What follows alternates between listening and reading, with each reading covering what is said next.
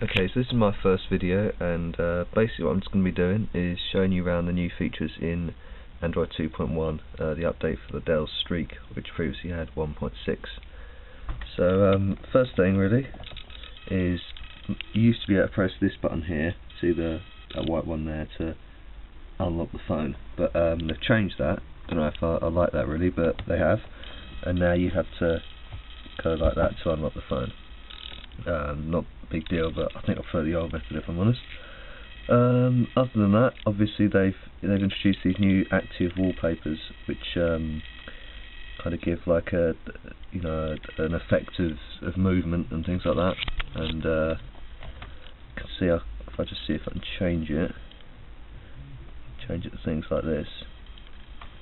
And it probably wastes a lot of battery. It's not necessarily a particularly great thing, but it is quite impressive to kind of showcase the smoothness of the device, because as you can see, there's absolutely no lag when switching between home screens, as they're called.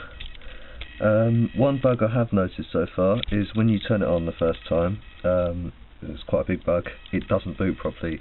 These three things here, they light up and then nothing else happens, and you have to take the battery out and do it again, then it's absolutely fine.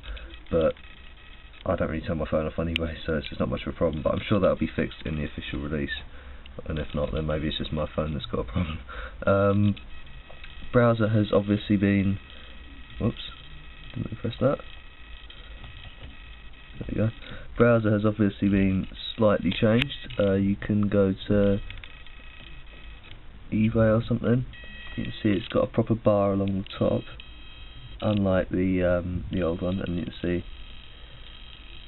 there's the eBay screen just like it would have been the old one. The main change is just this bar that runs along the top, and it's just like a loading bar just on Internet Explorer or something like that. One quite major problem that again I'm sure will be fixed, but it's still something worth mentioning if you're considering installing, is Facebook integration does not work. Don't get updates properly, and it doesn't sync with my contacts. You see, if I go onto contacts, you can see I've just got contacts like that. Don't have any of my Facebook contacts, which means I've lost, like the majority of my phone numbers. I think I've got maybe 10 still left on there. So yeah, as I was saying, Dell PC Suite integration, whilst it works fine on 1.6, so you can back up everything works, all that sort of stuff. Once you upgrade to 2.1, Dell PC Suite does not see your Android device in any way. Even the driver that installs in Windows is different. It calls it Dell Mini 5 rather than Dell Streak, and does a whole new driver installation. I've tried uninstalling the application and reinstalling, that doesn't work. So and other people have reported the same issue. A solution to that is use a backup program. They're available on the Android market, they're reasonably cheap.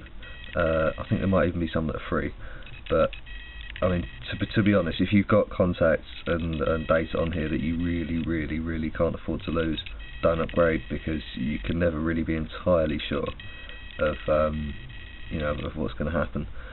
The actual phone part of it has been slightly changed, as you can see.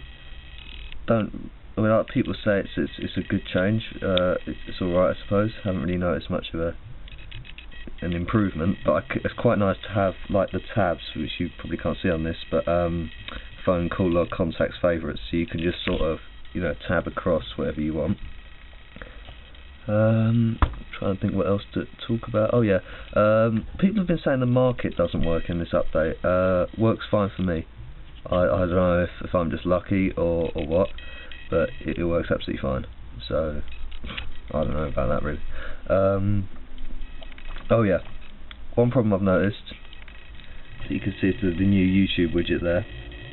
If I press the record icon, like the send video to YouTube, you can probably see it's the second one to the left. It's like a little picture of a video camera. The whole thing crashes, just freezes.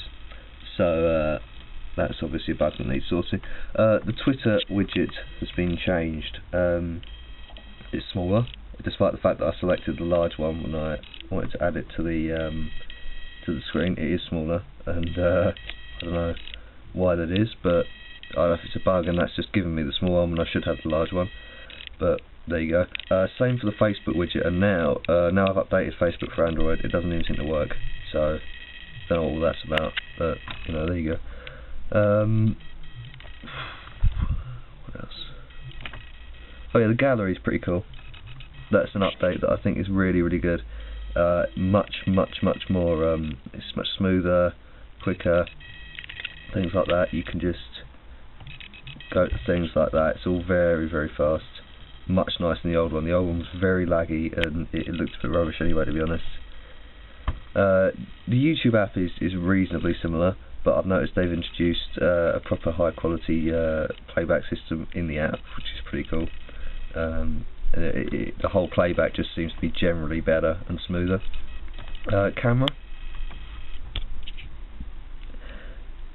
looks like a lot has changed. I'm not really seeing many changes in the actual stills camera, but the video camera will now shoot 720p, as you can see there, or maybe not, because the camera I'm recording this on is absolutely terrible. Do apologise for that, but trust me, it says 720p. I think that's probably about it, really. When the text messaging system has slightly been changed, but as you can see, it's reasonably similar, not a lot of difference. Yeah, everything, all the little widgets have been slightly, you know, tweaked and tuned with the general GUI, but not a lot of difference, really. Just seems like everything feels faster. I certainly feels like I couldn't do this kind of switching between Windows with the active desktop thing that I could have, you know, if it had Android 2 1.6 even, I think it would have lagged there. It just always felt a bit, you know, dodgy switching between home screens. So pretty pleased with that. I think it's definitely added more performance than the benchmark seems to suggest that it has anyway. So yeah, that's definitely a good thing. And 2.2, or most probably 3, because I think we're going to skip 2.2 on this one, will add hopefully even more performance and more features like that. That's basically it. You got any questions, do feel free to put a comment up. This is my first video, so you know, it's not perfect by any means, but I thought it might help a few people who are considering installing this update. Finally, apologies for the quality of this camera.